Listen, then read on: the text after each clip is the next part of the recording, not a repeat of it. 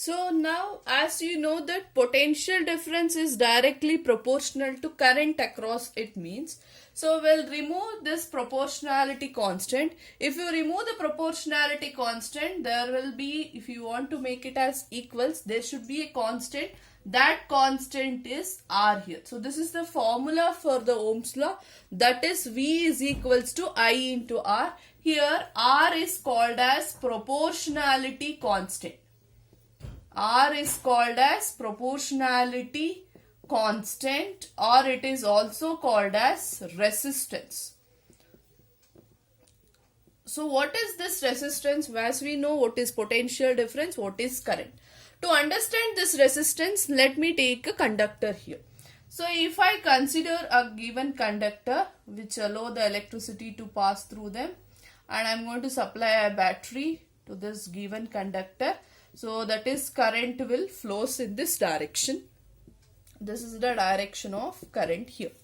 Now, as you all know that how there is a flow of electrons here. The electrons will be, I'll just take this as electrons. Electrons will be moving opposite to the direction of current here. Now, when the electrons are moving, so for instance, to understand this, let me take an illustration. So you just take a vehicle, a car, you consider it. So it is not related to here, just an example for you to understand. If a car is moving, if it is moving in a straight road, there will be no obstacles for that car to move it. The speed of the car obviously will be more if there is a highway or any straight road if you consider. If there is turn, that means if there is crossroads or any obstacles are there for a car means, for example, some humps. If that is the case, whether the speed of the car will decrease or whether the speed of the car will remains as it is. You know that the speed of the car will decreases when there is obstacles. The car has to overcome that obstacle and has to travel or has to continue its journey.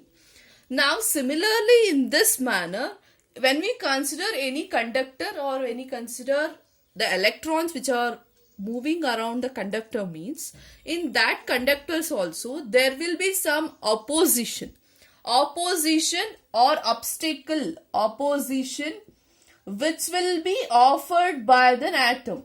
You know that free electrons will be revolving around the atom. When electron jumps from one outermost orbit to the another one outermost orbit of an atom, then there is a generation of electricity, that is a flow of charges here. Now when these charges are moving, there will be opposition offered by the atoms. When these electrons are moving, there is an opposition offered by the electrons. That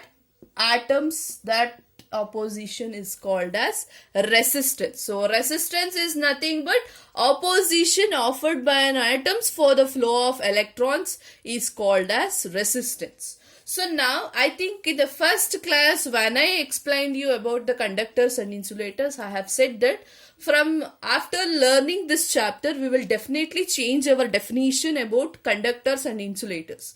So what is the definition which we will be using from today onwards is, when you are going to say a conductor, we will not say that conductors are the substance which allow the electricity to pass through them.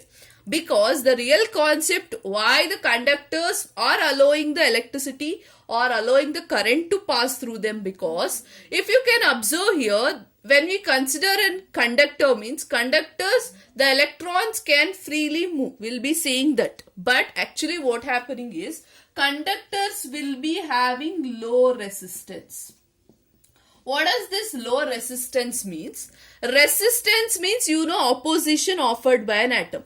If the opposition offered by an atom is very low means, then it is easy for the electron to completely move from one point to the another one point. If the resistance is low, if the resistance is very high, if the resistance if you have taken is high means, that is example for insulator.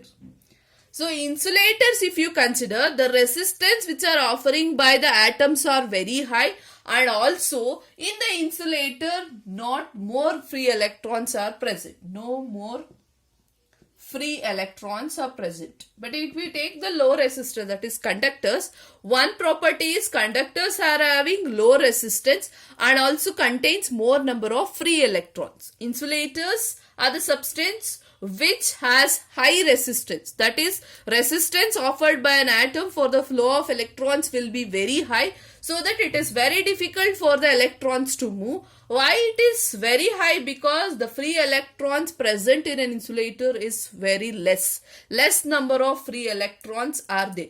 But in actually we will say that nothing is 100% perfect. That is low resistance we will say, we will not say no resistance. There will be some resistance which will be offered by a conductor even in the conductors, and we will not say that there is no free electrons in the insulator. There will be free electrons, but that is less number of free electrons and there will be high resistance will be there.